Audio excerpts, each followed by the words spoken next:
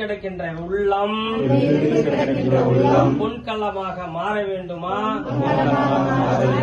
எண்ணெயை ஊத்தி ஒழுவி ஏற்றுதல் அல்ல. சிவாய நம என்ற 5 எழுத்து மந்திரத்தை கொண்டு ஏற்றுதலே சொல்லக விளக்கது ஜோதி உள்ளது. சொல்லக விளக்கது பலரும் காண்பது. 5 எழுத்து மந்திரம் கொண்ட 5 எழுத்து பதிகங்களை பாடுதலே சொல்லக விளக்கது. சொன்னால் பன்னிசையோடு பாடினால் சொல்லக விளக்கது பலரும் காண்பது. பலர்தான் இந்த உலகத்தில் தோன்றிய உயிர்கள் அனைத்தையும் காண்பது. புரியுதா?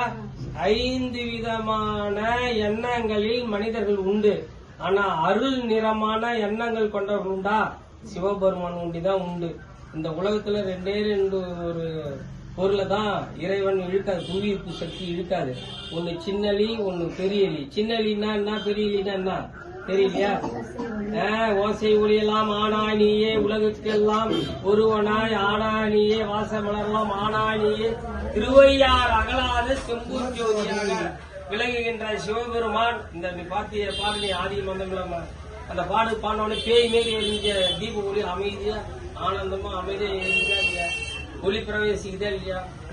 புரியுதா? இன்னத்த பாட்டு 5 எழுத்து பதிகத்தை ஃபுல்லா பாடணும். ஞான சம்பந்தர் பாடினது, அப்பர் பாடினது, சுந்தரர் மூர்த்தி பாடினது, அப்புறம் மணிவாசர் பாடினது. 5 எழுத்து பதிகிறதா என்ன இருக்கு சொல்லுங்க.